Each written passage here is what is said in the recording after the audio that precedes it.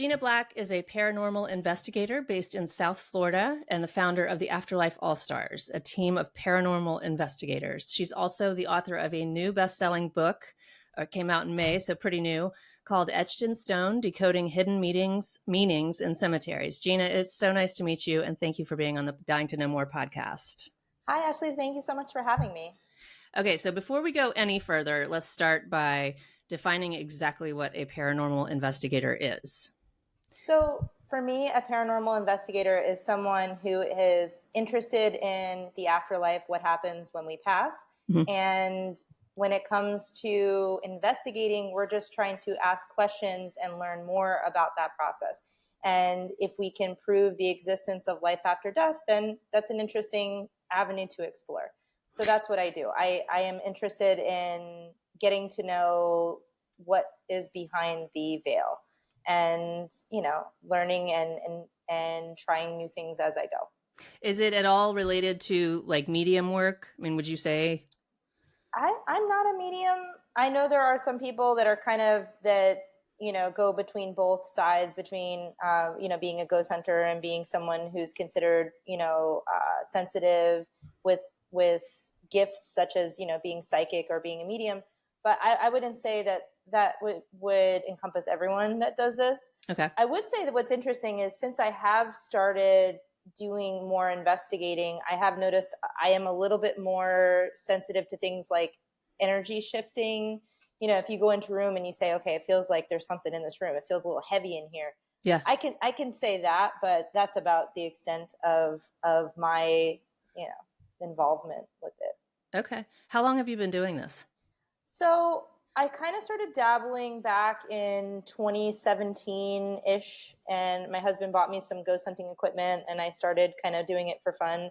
And then I got more involved in 2020, and then, I was on a team for a little while, and then I was off the team, and, the team kind of dissolved. And then I started a new team with my partner, Tim Arnwine. He's also an author. And we co-founded our team, the Afterlife All-Stars, and we've been going strong since 2024 with that team. Okay.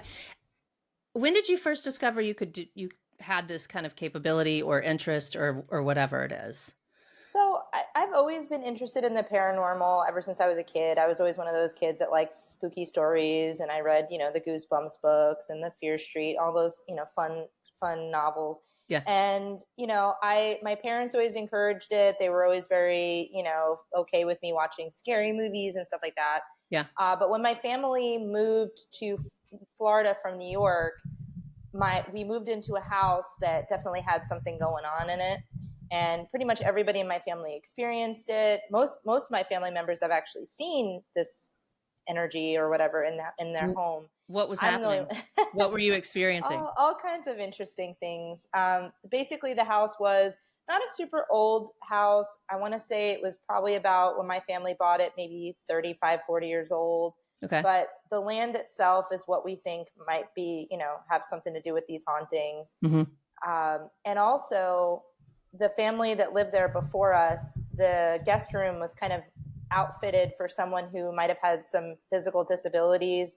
And we're guessing, since they were a younger family, maybe it might have been like a mother-in-law or a father-in-law or somebody that might have needed extra care. Okay. Because there is one spirit in the house that kind of everybody associates with being, maybe an elderly person. Okay. And then there's also farmers that people see around the house. And the land itself was, before the 1960s and the development of the area, was all farmland. Okay. So, your guess is as good as mine. Yeah. I don't know exactly who the person is, but it's, what's interesting is I experienced, and other family members experienced, some poltergeist activity, some things flying through the air. Oh my God. And that doesn't scare you? I mean, it did scare me when it happened to me. Yeah. I had a shoe of mine thrown into a wall, and the theory of what happened was basically we think that the spirit didn't like my cat. Okay. And my cat was probably annoying it. And somehow a shoe went from one side of a room into a hallway. And somehow it had enough force to smash into a wall and leave a footprint. Oh my God. And, we just, our theory on that is that, maybe the spirit didn't like the cat being around, and the cat never wanted to go anywhere near this guest room. So that's just the running theory. But, I experienced a lot of stuff in that house. I heard voices. I would hear when I was getting ready for school in the morning when I was in high school. The whole house was asleep because, high school is usually a little earlier than other schools. And Yeah. I would be getting ready in the morning and I would hear the light switch in the other room click on. It was very distinct kind of click. The Yeah. walls are a little thin, and Yeah. I would hear the lights turning on. I would hear movement in the other room. I would go into there and there would be nothing going on. But most of the other people, my father and my mother both claim to have seen this person Yeah. walking from one room to another, kind of in shadow. So that was my early years there before college, and it was just very interesting to me. It never really bothered me. It never really messed with me. It Right. seemed to kind of keep to itself. So I Yeah. mean, it wasn't a sense of, I didn't have any privacy or anything like that. Okay. But and to this day, my parents still live in that house, and it's I mean, do you get to still be like going on. familiar with the, do you call them ghosts? Do you call them spirits? Like, do they become part of the family? Do you just kind of leave each other alone and respect each other's space? I mean, how does that work? Well, at this point, I was talking to my mother about it because I went over there probably about, I don't know, maybe a year ago, and I did a little investigating with my equipment, Yeah. and we were able to catch some interesting voices, Okay. some very odd temperature changes that were unexplained, and some other things that were kind of cool. Yeah. And I asked her, I said, does this make you uncomfortable? And she said, absolutely not. She goes, when I come in here, I just say, I say hello, how's it going? And she's like, I kind of just greet whatever's here and I, leave Okay. it alone. Yeah. And, they have no problem with the elder person that they believe is in that room. The other thing that's kind of weird that they've been seeing more is these two farmers Uh-huh. that appear they've seen them both in their bedroom, kind of like leaning against a wall or leaning in a corner. And then all of a sudden this person just kind of disappears. So they've seen that more Okay. recently. They've been seeing more of that. And I wonder if it's because they've done some new construction in the house. If, a lot of Ah, people say if you do construction, that kind of disrupt. stirs things up. Yeah. So, Okay. it's interesting, but it's not anything that really is, So, I think, anything negative. yeah. So, okay, so describe your typical client. Like who comes to you and your team, and what do they say, and like walk us through that whole process. So my team does we work with a lot of historical societies and Okay. other, historical properties. And what we've kind of done, I would say the most of our work is we partner with these properties and we help them with events. So Okay. for example, uh, my home base with my team is a museum in Fort Lauderdale. And Okay. what we do is every other month or so, we do an event where people can come in and investigate. So we teach them how to use the tools, Nice. and then we let them, join us on an actual investigation. They don't watch us do it. They get to use the equipment and actually join in on the investigation. Okay. So we do that with a few different properties.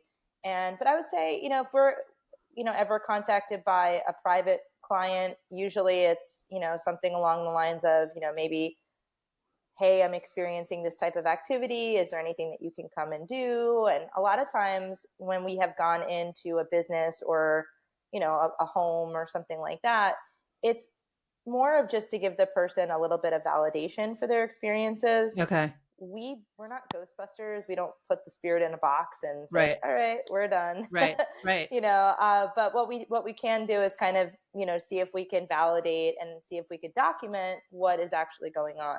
And sometimes we can, and sometimes we can't. Sometimes somebody's experiencing something and we can't really duplicate that in an investigation.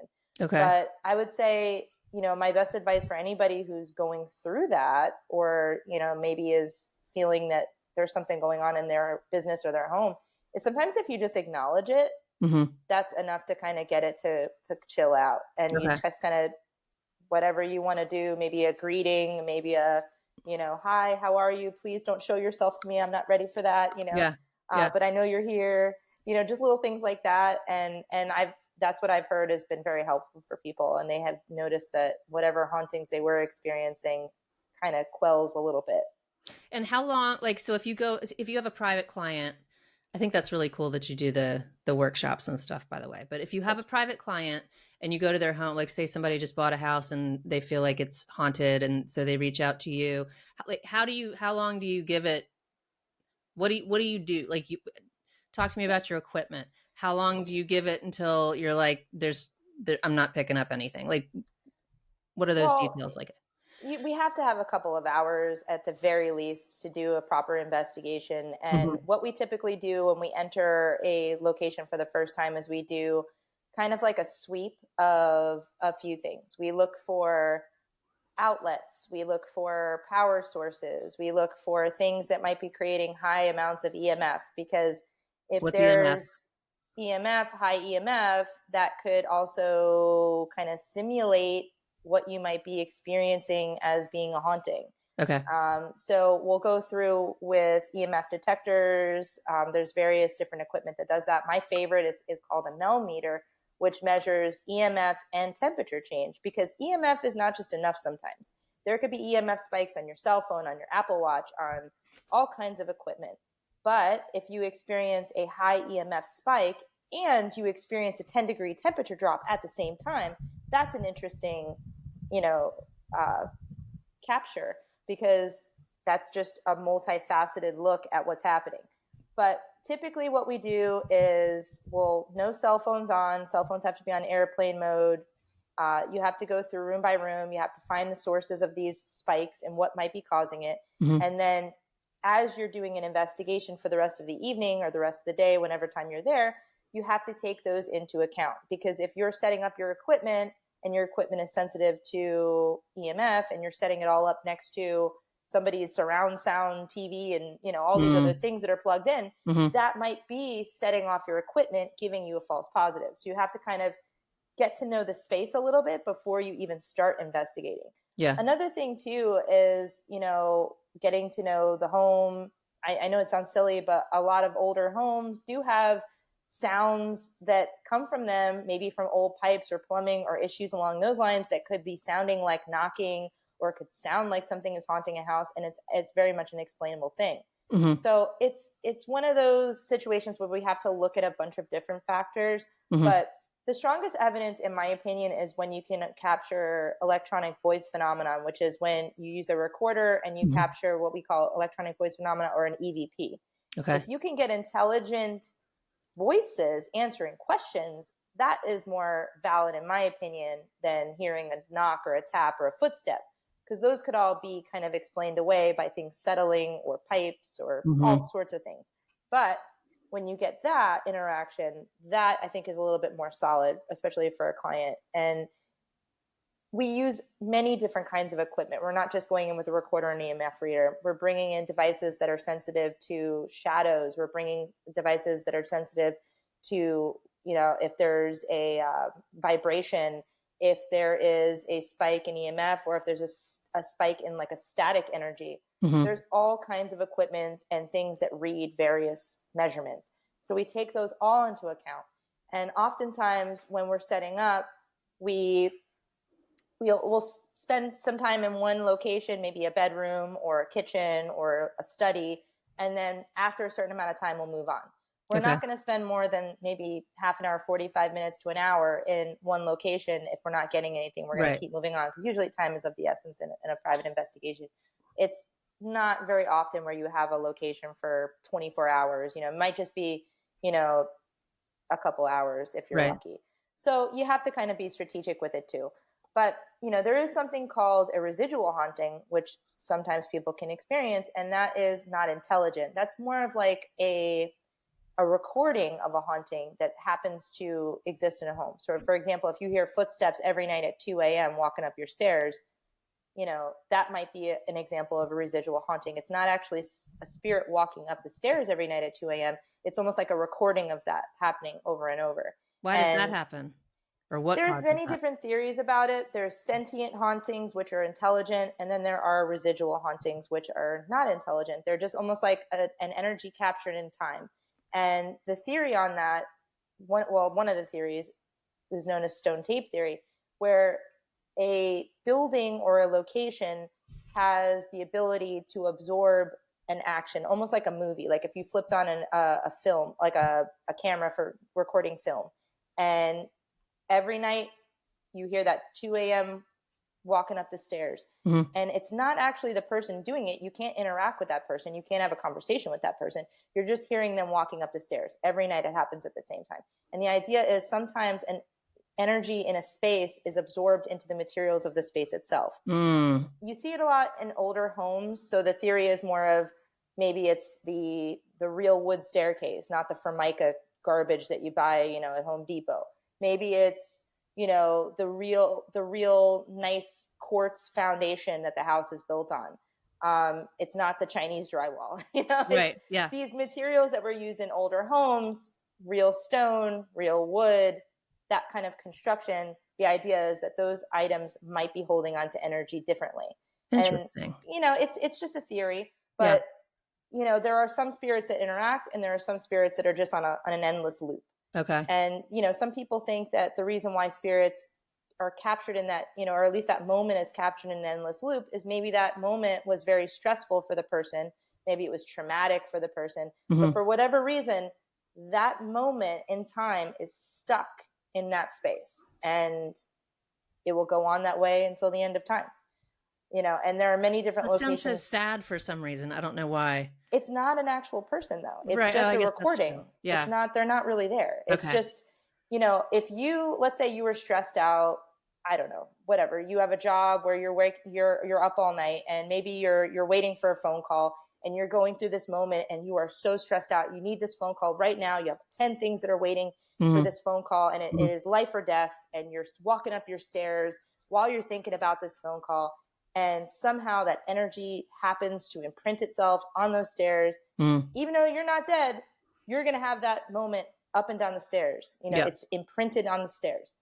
That's what the theory kind of goes over in the stone tape, is that for some reason the conditions are just right and it captures this moment and it just replays itself. Okay. Now, I haven't really experienced personally any residual hauntings like this, but it is I would say very common phenomena. Okay. And that's just one way to explain it. Okay. But, there are some spirits that don't want to leave where they are. Maybe they like their space. Maybe they don't want to go anywhere else. And so those, somebody who's intelligent can answer your questions, can interact with your equipment. Hey, touch this if you're here. And then all of a sudden the light goes on, And you've had that happen. Oh, yeah.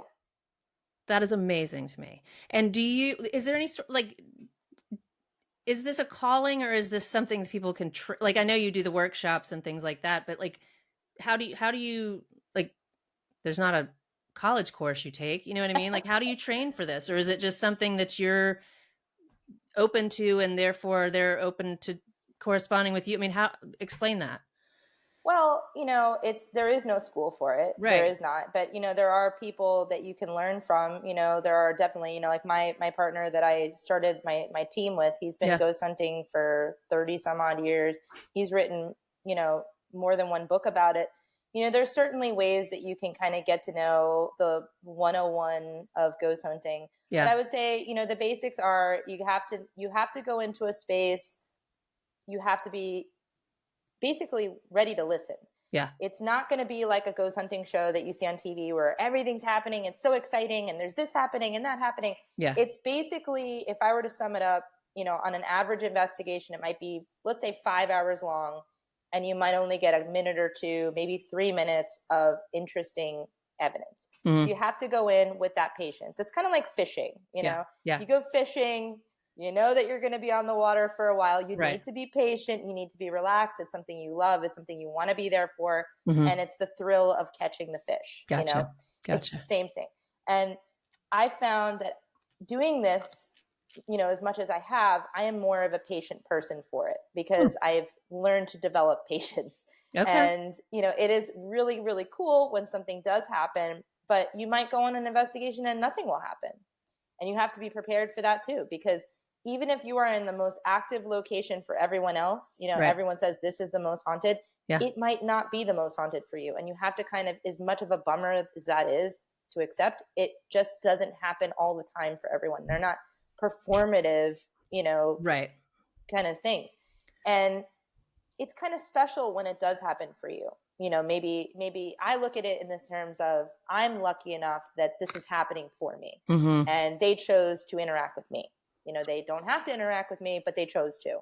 And that's kind of cool. But I would say for anybody starting out, I was, for years and years, I didn't even think it was a possibility. I always thought it was really cool, but I never thought it was something that I could just do. Mm-hmm. But I joined an event, kind of like what I do now. Another team was holding it or hosting it. And I was able to go into location and really kind of, see what a real investigation was like. And that was a really cool experience for me. The first time I did one was in St. Augustine, and I got to hold some equipment and, get into the dark, and went into a jail. It Yeah. was really Ooh. cool. And, I started looking into more opportunities in other cities and things along those lines. But, I would say the biggest takeaway from me, getting started is you don't need a lot of money to do it. You can have a few things. If you get a few items of equipment, Where do you find this equipment? you can get, I would say, there's many different online avenues.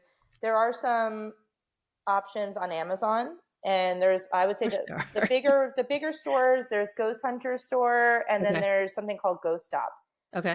Ghost Hunter Store and Ghost Stop are probably the two bigger ones. Okay. But there's all kinds of, shops that make different equipment. And I have a ton of equipment. I love equipment. I'm an equipment girly. Yeah. I have a big collection, but I will say, the good old standbys, things that I use on every investigation would be a good EMF reader. Okay. That's a very good tool to have.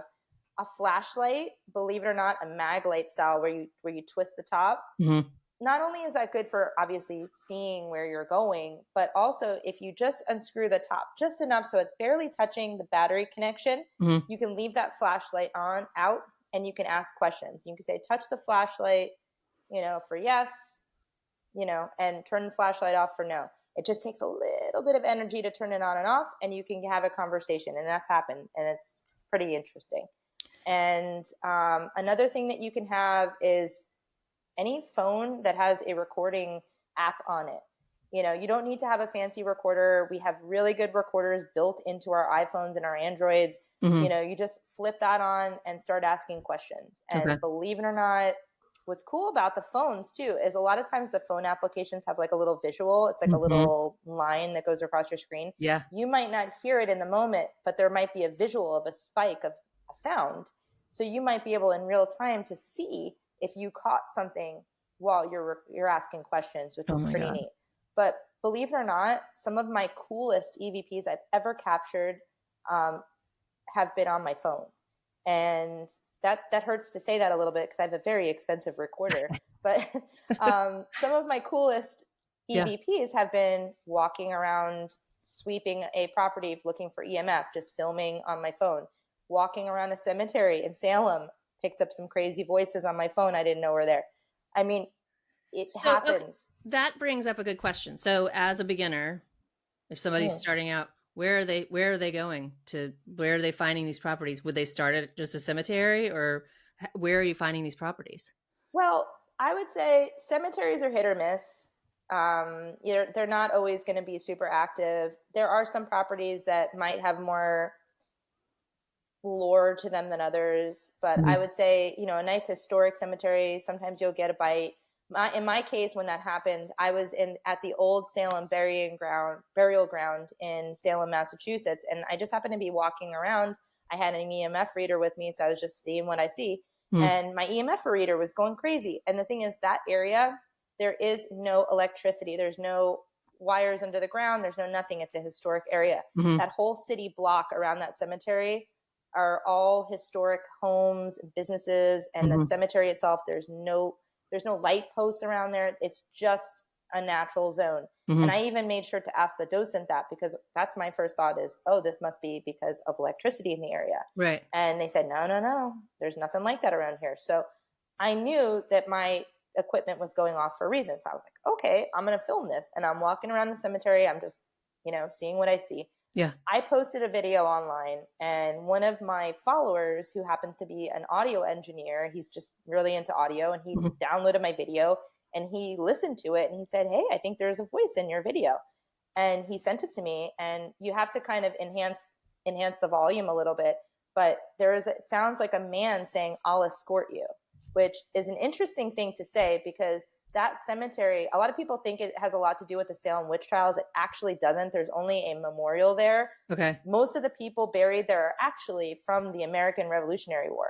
And that type of question, or can I escort you? Yeah. Is a very gentleman thing to say to a lady, maybe walking by herself in a cemetery. Right. It was an interesting thing that made sense with the time period. So that was kind of cool. Yeah. And, I've also, like I said, I've gotten some stuff on my cell phone in other locations, just filming, the room, and I've picked up voices. So it can really happen wherever. I would say try cemetery, because that's free. You can walk around and do it. The only problem with being outside is you do have to take into account there's noise pollution, there's wind, there's all kinds of factors that are working against you. If you can go into a quiet space like a museum, museums are great. There's lots of stuff in museums. Really? Oh yeah, absolutely. Because objects can hold on to energy. You might be in a maybe historic home that's in a museum, and you just have your phone out or your EMF reader, something that's not going to be invasive to other people. Yep. And you can see what you see. Okay. But there's certainly, I would say most cities have, like a walking ghost tour that you can take, and you can find out where the haunted places are in your area. Okay. If you happen to go take a walking ghost tour of a downtown zone, you can find out, oh, this place is haunted, that place is haunted, this place is haunted. And then maybe try to go visit those locations when they're open, and see what you can see. What's been the most absolutely mind-blowing experience you've had in doing this work? Mind-blowing experience. Like, oh my God, I can't believe we just had this experience, or picked this up, or heard this, or interacted, or whatever. Well, when I get asked this question, sometimes like I have different answers, because I've had some weird stuff happen on investigations. But I would say one of the most mind-blowing things that is hard for me to wrap my brain around, hard for me to really express to somebody who wasn't there, was I was in a location one time, and a deadbolt was locked on its own. And, the backstory. Were you locked in somewhere? Yeah. Oh my. Yeah. And you're not scared? I'm not telling you it didn't scare me. Okay. I'm telling you I can't understand how that could happen without a person doing it. But I know that a person didn't do it. But basically the backstory was, I was there. I was at this location, which is a normal location that my team is always at. And it was just our team. And the caretaker for the property is the only one who had the keys. He let us into a house, and he was walking away with another team member because they were going to investigate another area of the proproperty. So they let us in. He said, hey, there's a little latch key. Use that lock to lock the door while you're inside, so that you're safe, because I can't bolt the door and leave you guys here. So he unbolted the door, let us in. We used a little latch key that went over the door, just to keep us while we were inside. And as we're investigating, one of the investigators wasn't feeling well, wanted to leave the space, and they couldn't get out the door. And were they not feeling well because they just physically didn't feel well, or they didn't feel well, like the energy in the space was making them not feel well? That's what we think. Oh my God. Something was messing with them. Oh my God. So they say that they can't open the door, which was kind of shocking, because we know that the door is not locked. Right. So we say somebody else gets up and tries to open the door, thinking that this person is panicking. Okay, let me get the door. They can't open the door. I know that the door is not locked, because I know that the caretaker didn't lock the door. Right. We watched him walk away, and we know he's not there, and he didn't lock the door. So I get up to the door, and I can see in the door jamb that the deadbolt is there. And that's when it kind of hit me like a ton of bricks. I don't understand what's happening. The person did get sick on the floor. It was not a pretty thing.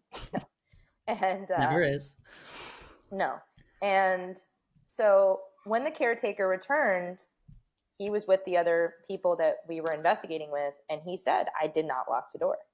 Now, there was not a camera, a security camera facing this exact place, which I did try to see if I could find. I do have to take their word. I've known this person for several years, and I can't understand for the life of me how they could lie about that. Plus, they were with other people, so there wasn't a chance for them to escape and run over to the door. It would have had to been some rando third party who was lurking or something, but even that. But they would have to have a key. Right. And nobody Oh, has the keys yes, except for the that's correct. Oh caretaker. my God. Okay, I have two more quick questions. First, what do you say when people are like, this is all BS?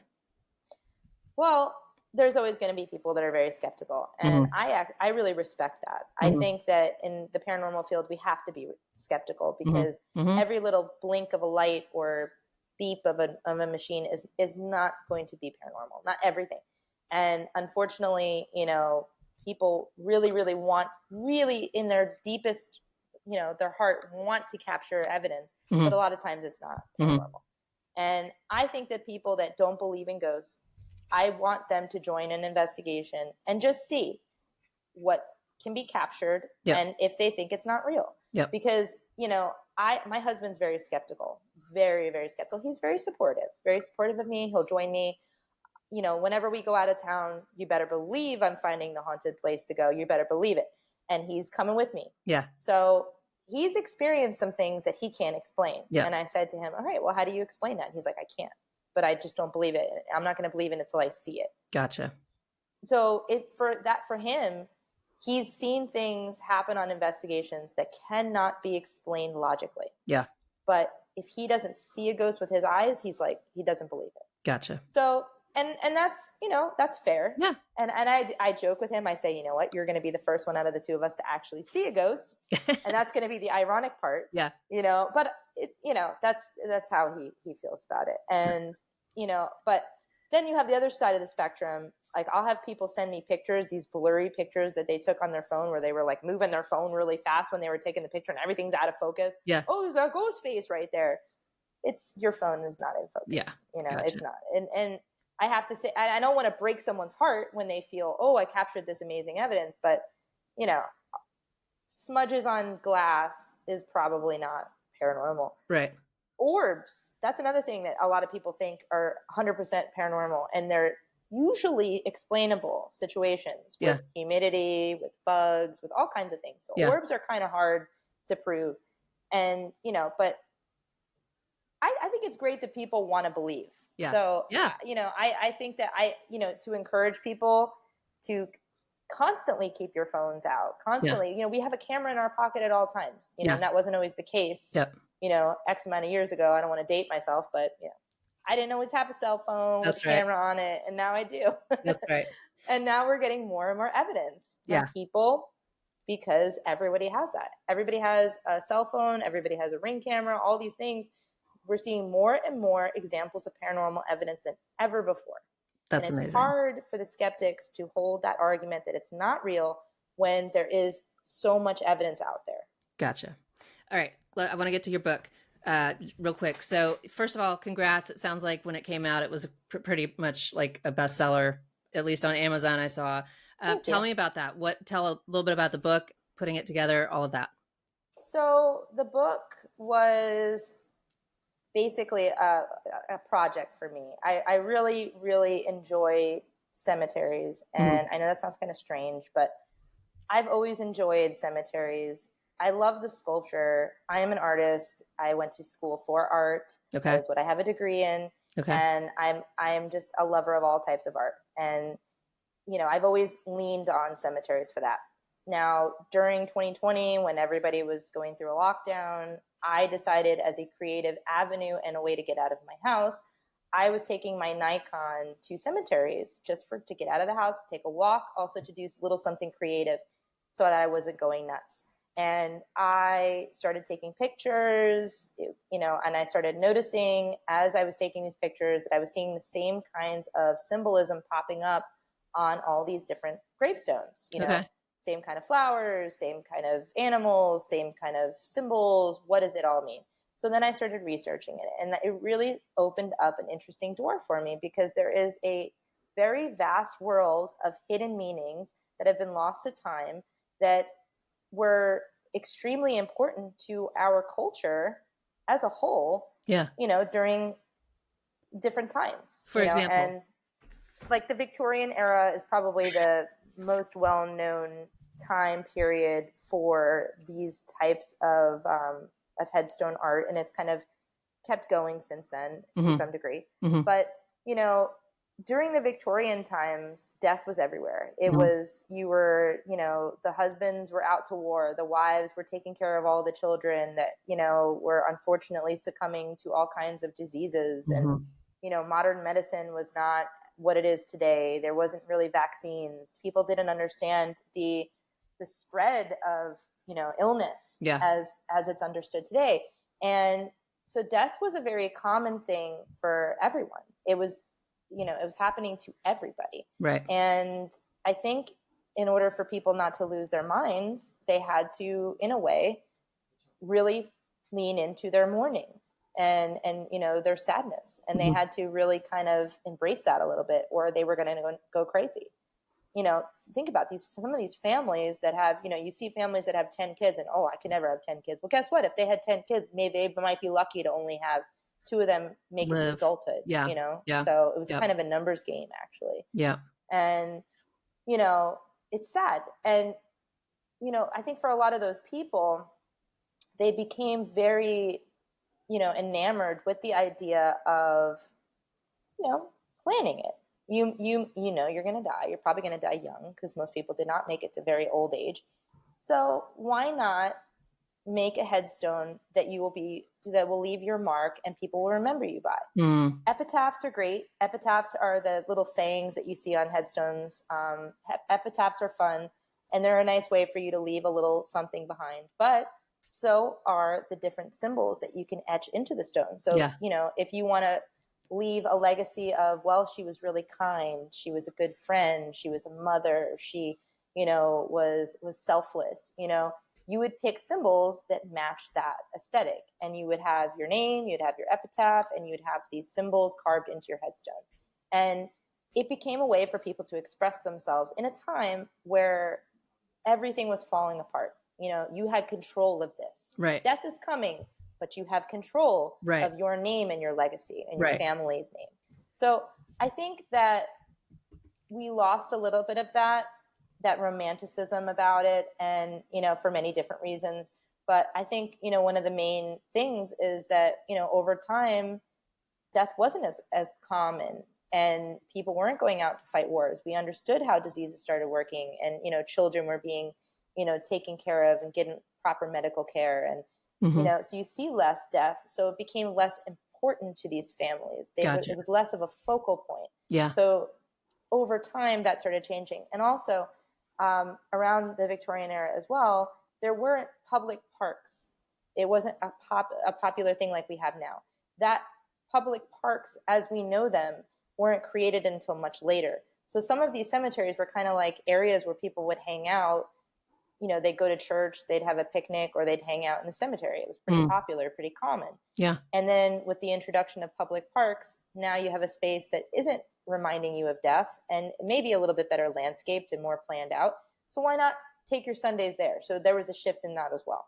Gotcha. So it's an interesting, I think it's an interesting part of our history. Mhm. And whether you like the spooky ooky or, the macabre element or not, you can find common ground. Yeah. Because everybody can trace their roots to certain symbolism, whether it's your culture, whether it's your family. You might, I've had people reach out to me, hey, I didn't know what my grandmother's grave meant. Now I understand what was going on with that. That's so cool. That's And really cool. it's kind of a way for us to connect as humans. Mhm. So, even if you don't like the macabre nature of it, you can also find out the deep meanings of those symbols, Yeah.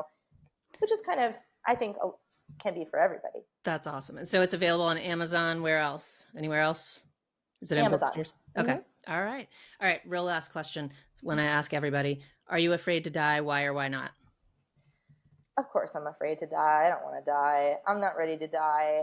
But I will say that if I am able to come back, I will absolutely haunt my friends in a good way. There you go. Just leave them a little sign here and there. There But you go. I think that, it's something that everybody experiences. So it's part of life. And I keep reminding myself of that. Yeah. But, it's still a little scary not to know. Gotcha. All right. Gina, thank you so much for sharing your time and your expertise. And for the listeners, I will put all of Gina's social handles, website, link to purchase her book, all of that in the show notes. Gina, it's been a pleasure. Thank you so much for joining me tonight. Thank you so much for having me. All right. You take care. You too. All right. If you like this episode of Dying to Know More, be sure to give it a like and don't forget to subscribe so you never miss another episode.